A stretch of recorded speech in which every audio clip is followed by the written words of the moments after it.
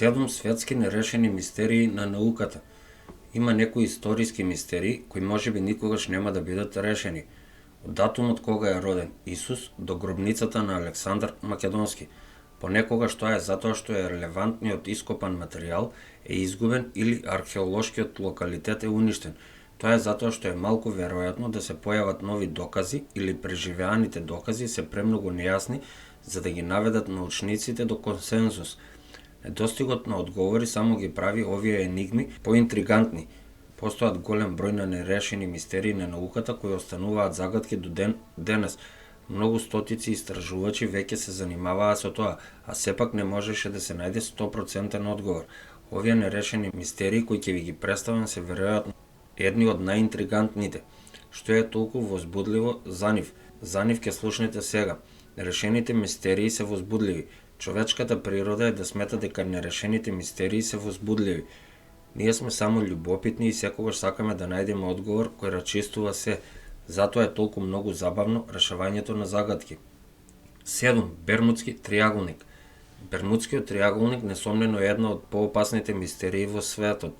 Сместен е во Атлантикот во близина на брегот на САД и повеќе пати се покажал како опасна точка за бродови и авиони.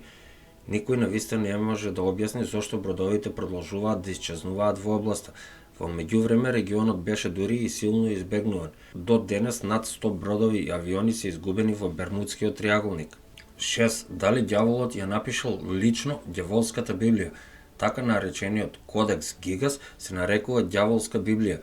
Најверојатно е напишан во почетокот на 13 век. За создавањето на делото се раскажуваат мистични легенди. Се вели дека еден монах ја напишал Библијата во една ноќ со помош на ѓаволот за да избегне смртта. Книгата има 310 пергаментни страници и е висока 92 см и тешка речиси 75 кг. Значи ова беше навистина надприроден подвиг без разлика во кое време е напишано. Се вели дека Кодекс Гигас го содржи целото знаење од тоа време. До денес повеќето научници се согласуваат дека е напишано од само еден монах. Неговото име беше Херманус, повлечениот. Всушност ки му требаше речиси 30 години за да ја заврши работата.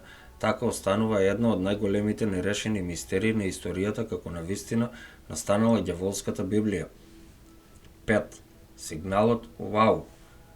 Ова оди добро со потрага по ванземјаните опишано во 1977 година за мистериозниот сигнал Вау. Сигнал примен од радиотелескопот Биг Еар на Државниот универзитет во Охајо.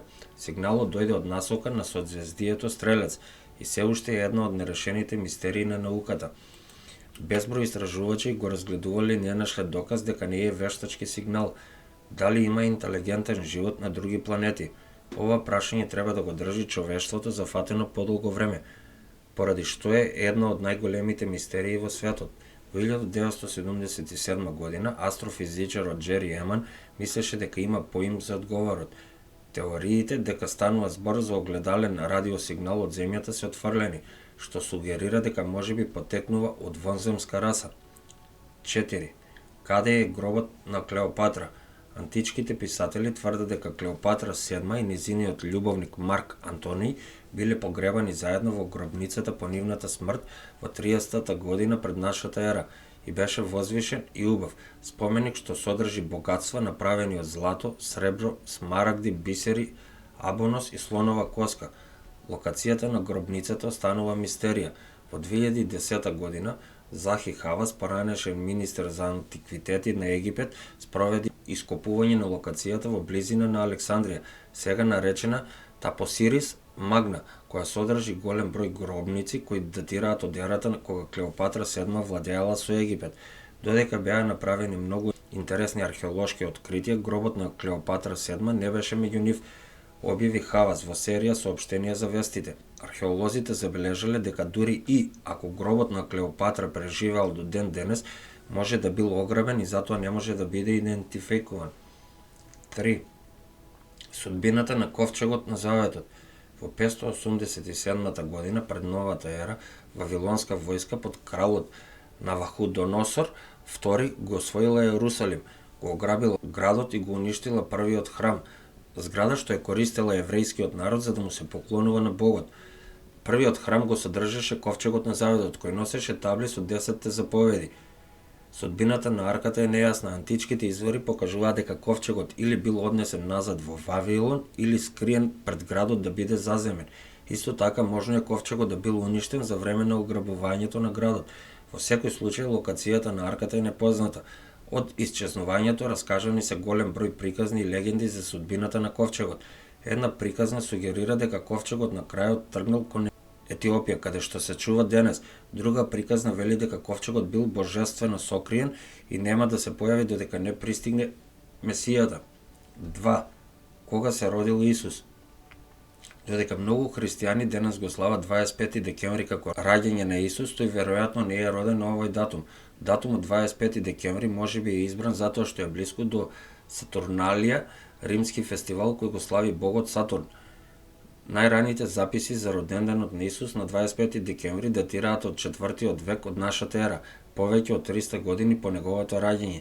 Древните записи сугерираат дека раните христијани никогаш не можеле да се договорат за датумот кога е роден Исус, па дури и денес многу православни христијани го слават роденденот на Исус како на 6 или 7 јануари.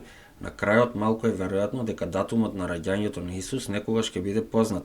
Всушност дури и точната година не е сигурна, иако научниците генерално се согласуваат дека тоа било некаде околу 4-та година пред новата ера. Под 1. Каде е Светиот Грал? Светиот Грал, чашата која пиел Исус на неговата последна вечер со своите ученици пред неговото распнување, никогаш не е пронајден и речи се сигурно никогаш нема да биде пронајден. Всушност, дури и во средниот век постоел голем интерес за тоа, откако оние што пишувале некои од приказните за кралот Артур ја опишале потрагата по Светиот Грал како потрага што кралот Артур и неговите витези ја презеле. Нема сериозни научни обиди да се најде Светиот Грал, иако тој продолжува да биде популарен во фикцијата, бидејќи се користил како уред за заплет во филмовите како филмот од 1989 година Индијана Џонс и последната крстоносна војна, каде што се користеше за лекување на Индијана Џонс, откако бил застрелан од нацистите. Ви благодарам за вашето одвоено време.